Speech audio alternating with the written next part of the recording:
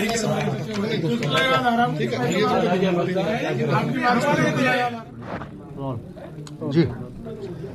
आज हम हरियाणा प्रदेश कांग्रेस के और हरियाणा प्रदेश के जो वरिष्ठतम राजनीतिक लोगों में से जिनकी एक पहचान है पूरे प्रदेश में, चौधरी महेंद्र प्रताप जी, आज उनके निवास स्थान पर चौधरी साहब का कुशल क्षेम जानने के लिए, हालचाल जानने के लिए और परिवार से, हमारे भाई विजय से और सारे परिवार से आज हालचाल जानने के लिए हम पहुँचे हैं। आपने देखा होगा 2 दिन पहले जिस तरीके से एक ईडी ने जो कार्रवाई की, उस दिन भी हमने उसकी निंदा करी थी और वो कई कारण है क्यों हमने निंदा की, बैकग्राउंड है, केवल राजनीतिक बात नहीं है। पहली बात तो ये परिवार एक ऐसा परिवार है जिसकी ईमानदारी पर कोई उंगली तक नहीं उठा सकता। फरीदाबाद के राजनीतिक और सामाजिक जीवन में इस परिवार का एक चरित्र रहा है और इनकी ईमानदारी पर, इनके व्यवहार पर आज पूरा फरीदाबाद 36 बिरादरी एक छोटा सा कहीं तिनका भी भर भी कोई प्रश्न चिन्ह नहीं। इतने लंबे सार्वजनिक जीवन में ऐसा एक रिकॉर्ड होना, ये एक बहुत बड़ी बात है।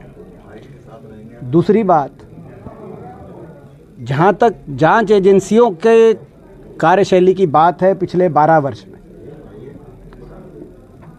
केंद्रीय जांच एजेंसियां कहीं ना कहीं सत्तारूढ़ दल द्वारा और सत्तारूढ़ दल के एजेंडे पे चलने का कार्य कर रही हैं। सत्तारूढ़ दल द्वारा दुरुपयोग केंद्रीय जांच एजेंसियों का किया जाए। लगातार देश में विपक्ष के जितने भी नेता हैं,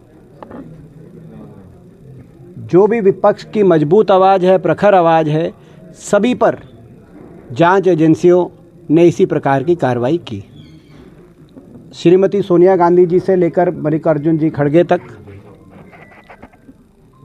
कांग्रेस के हमारे सभी बाकी सीनियर लीडर्स पर, सभी अलग अलग प्रदेशों के मुख्यमंत्री, पूर्व मुख्यमंत्री, चाहे अशोक गहलोत जी हों, चाहे चिदम्बरम जी हों, चाहे हुड्डा साहब हों, चाहे DK शिव कुमार हों, हमारा कोई ऐसा लीडर आपको शायद, और केवल कांग्रेस ही नहीं, विपक्ष की मैं बात करूं तो चाहे वो समाजवादी पार्टी पे हो, चाहे तृणमूल कांग्रेस पे हो, चाहे राष्ट्रीय जनता दल पे हो, चाहे आम आदमी पे हो, दिल्ली के मुख्यमंत्री और झारखंड के मुख्यमंत्री तो जब बतौर मुख्यमंत्री थे उन पर कार्रवाई की गई और उनको हिरासत में लिया गया केंद्रीय जांच एजेंसियों द्वारा बतौर मुख्यमंत्री, चाहे वो हमारा दल के ना हो, लेकिन क्योंकि विपक्ष पे थे। 12 वर्ष में केवल और केवल विपक्ष के लोगों पर कार्रवाई की गई है और यदि कोई ऐसा विपक्ष का व्यक्ति है जिस पर कार्रवाई हुई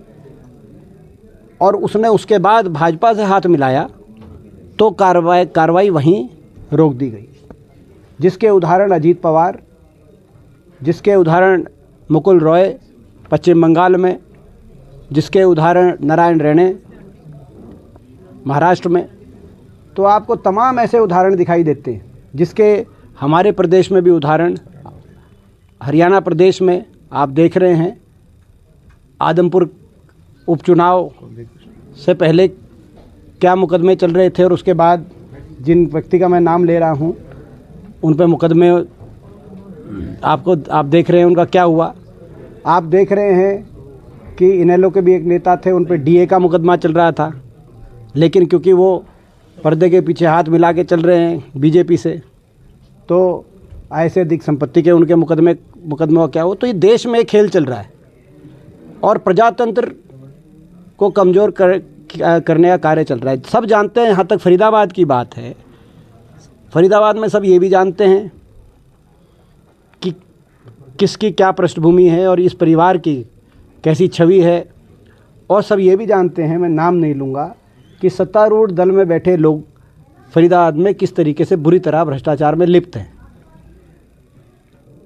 लेकिन जो जमकर भ्रष्टाचार में लिप्त हो, जनता को जो लूट रहे हों उनको तो छूट है, जो जनता को रहा है लूट उसको है ईडी की छूट। बीजेपी का ये नया फार्मूला है। आप देख रहे हो भाजपा राज में जनता तो कष्ट के दिन काट रही है और बीजेपी के नेता कॉलोनियाँ काट रहे हैं, अरावली काट रहे हैं, फार्म हाउसेज काट रहे हैं। और आप देखो कि ये जांच एजेंसियां विपक्ष को निशाने पर ले रही है। ये मॉडल अच्छा मॉडल नहीं है। पूरे हरियाणा वासियों के एक एक के दिल में इस बात का उस दिन बड़ा दर्द हुआ, क्योंकि जब किसी ऐसे ईमानदार पृष्ठभूमि की इतनी तपस्या करी हो, चौधरी साहब ने तो इतनी तपस्या करी इतना लंबा समय प्रदेश के लिए, और ऐसी कार्रवाई की जाए तो स्वाभाविक है किसी को अच्छा नहीं लगा। तो आज हम हालचाल पूछने आए हैं। हमें विश्वास है, न्यायपालिका पे विश्वास है, न्याय की प्रक्रिया पे विश्वास है। न्याय तो होगा ही और सत्य में जयते, सत्य की भी जीत होगी और न्याय की भी जीत होगी। न्याय प्रक्रिया पे हमारा पूरा विश्वास है, लेकिन जो हुआ बड़ा दुर्भाग्य। ईडी ने रेड की लेकिन कुछ नहीं मिला, क्या मानते हैं, क्या वजह रही होगी ईडी की? आपने देखा तो मैं तो वही कह रहा हूँ, कहीं ना कहीं ये मंशा, क्योंकि सबसे कद्दावर कांग्रेस का चेहरा फरीदाबाद में, और वो कांग्रेस का ही नहीं विपक्ष का चेहरा, और भारतीय जनता पार्टी तो कहती है कि विपक्ष ना हो देश में, कांग्रेस मुक्त हो, विपक्ष मुक्त हो, ताकि कोई जनता की आवाज़ ना उठाए। तो कहीं ना कहीं इसमें जो है मैं समझता हूँ ये जो सारी देश के अंदर प्रक्रिया चल रही है उस कार्यशैली से, जो मैंने आपको बताया विस्तार से, उसी कार्यशैली से जोड़कर इसे जनता देख रही है। बीजेपी में विपक्ष को निशाने पे लेने की जो कार्यशैली जांच एजेंसियों की पूरे देश में चल रही है, उसी कार्यशैली से जोड़कर जनता इसको, इस कार्रवाई को भी उसी कड़ी में देख रही है। मतलब बीजेपी में शामिल हो जाए तो सब और बाकी कांग्रेस, देखिए वो एक बड़ी, मैं समझता हूँ कि आप पत्रकार हैं और आप, मैं ये बताऊँ आपको, जब हम ये कहते हैं कि लोकतंत्र खतरे में है, जब चुनाव प्रक्रिया संदिग्ध हो जाए, जब लाखों मतदाता प्रदेश के उनका मिलान ना हो, जब साम दाम दंड भेद यंत्र मंत्र तंत्र का प्रयोग हो और भ्रष्टाचार से अर्जित किए हुए अपार संपत्ति का दुरुपयोग हो चुनाव में, वो भी हुआ था फरीदाबाद में, भ्रष्टाचार से अर्जित की गई संपत्ति का बड़ा, तो ये पूरे देश में भी हुआ, हरियाणा में भी हुआ। तब जब हम कहते हैं जो लोकतंत्र खतरे में है और लोकतंत्र को बचाने के लिए हम लड़ रहे हैं, तो पत्रकार साथियों आप ये मत भूलो कि लोकतंत्र के साथ साथ आप भी खतरे में हो, क्योंकि जैसे रशिया के अंदर पहले बहुत चैनल थे, लेकिन पुतिन राज में धीरे धीरे अब वो एक ही चैनल हो गए। पहले प्राइवेट चैनल थे रशिया में बहुत, पहले उनको बड़ी बड़ी कंपनियों ने खरीद लिया उन चैनलों जो पुतिन के दोस्त थे, और फिर वो धीरे धीरे जब 2-3 बार पुतिन का री-इलेक्शन के बाद इस पिछले वर्ष उन्होंने कहा ये चैनलों की जरूरत ही नहीं, क्योंकि सारे चैनल एक ही खबर दिखा रहे हैं, तो वहाँ का जो दूरदर्शन था, जो राष्ट्रीय चैनल का, बोला एक ही चैनल में करो, तो सारे अब वो वहाँ पे बेरोजगार हो गए। तो हम लड़ाई आपकी भी लड़ रहे हैं, प्रजातंत्र खतरे में है तो आपका जो है पत्रकारिता भी खतरे में। इसीलिए हमें विश्वास है कि आप प्रजातंत्र को बचाने के लिए निडर और निष्पक्ष पत्रकारिता के रास्ते पे चलते हुए हमारी खबर को अच्छे से कल लगवाओगे। तो साहब ये कहें कि ईडी की रेड तो कराई गई थी कि बदनामी हो, लेकिन नाम हो गया। देखिए, जब अन्याय होता हुआ देखते ही हिंदुस्तान की जनता है, भारतवर्ष है, तभी मैंने कहा कि हमें विश्वास है कि न्याय की जीत होगी, सत्य की जीत होगी। जनता जब अन्याय होता हुआ देखती है, हिंदुस्तान की जनता, भारतवर्ष की जनता, तो कहीं ना कहीं वो न्याय के साथ खड़ी होती है और जिसके ऊपर अन्याय हो उसके साथ निभाती है। नगर निगम सदन की आज बैठक थी। गुटबाजी के चलते पार्षदों का बहुमत है, लेकिन बावजूद उसके मेयर, डिप्टी मेयर नहीं चुना जा रहा, सीनियर डिप्टी मेयर नहीं चुना जा रहा, फाइनेंस कमेटी का गठन नहीं हो रहा, चुनाव हुए लेकिन अभी तक मेयर नहीं चुना जा रहा। ये देखो, ये जो भाजपा में जो गुटबाजी चल रही है पूरे प्रदेश में ही चल रही है, लेकिन फरीदाबाद की मैं बात करूं, हमारे भाई विवेक जी भी पहुंचे हैं। विवेक जी भी हमारे, उन्हीं का इंतजार हम कर रहे थे। तो जो फरीदाबाद पूरे प्रदेश में और फरीदाबाद में बाकी जगह भी जो गुटबाजी चल रही है, ये गुटबाजी भ्रष्टाचार को लेकर है, कौन कितना लूटे इस बात को लेकर है, और कोई कारण नहीं है। जिसको जो पद मिलना है वो मिला हुआ है, लेकिन कौन कहाँ से कितना लूटे इस बात को लेकर ये गुटबाजी चल रही है। ये मैं समझता हूँ कि जनता का दुर्भाग्य है, ये जनता का दुर्भाग्य है।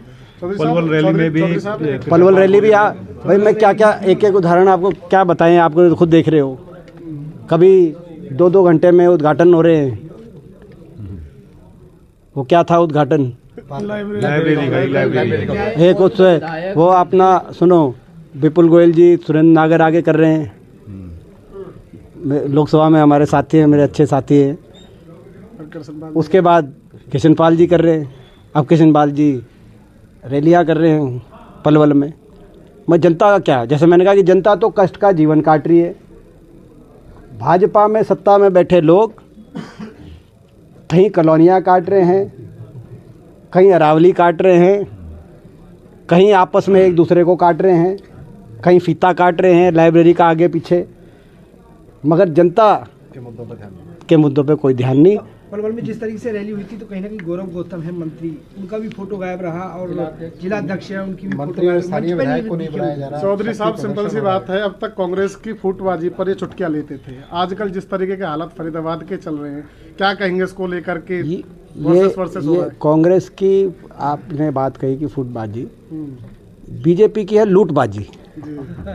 ये कौन लूटबाजी पे गुटबाजी है, भाजपा की गुटबाजी लूटबाजी पे है, कौन कहाँ से ज़्यादा लूटेगा, यही कहानी है। आपने देखा इन्होंने तो अरावली बेच दी थी, ये तो अरावली बेच दी थी, और अभी भी नियत इनकी साफ नहीं है। वो तो सुप्रीम कोर्ट ने अभी टेम्परेरी रिलीफ दी है ना। तो जो पर्यावरण मंत्री है भूपेंद्र यादव जी और पूर्व मुख्यमंत्री मनोहर लाल खट्टर जी, उन्होंने तो जस्टिफाई कर दिया था। पूरे देश में दो ही मंत्रियों का, 2 केंद्रीय मंत्रियों का बयान आया था अरावली को जस्टिफाई करते हुए कि नहीं ये सही फैसला है।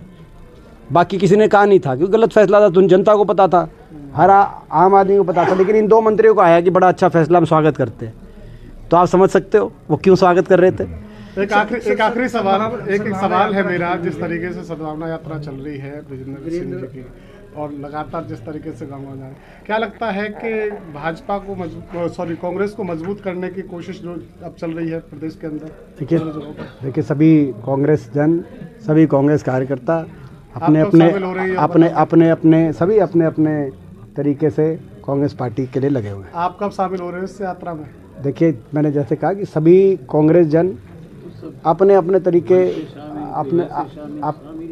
तरीके से लगे हुए हैं। ठीक है, धन्यवाद।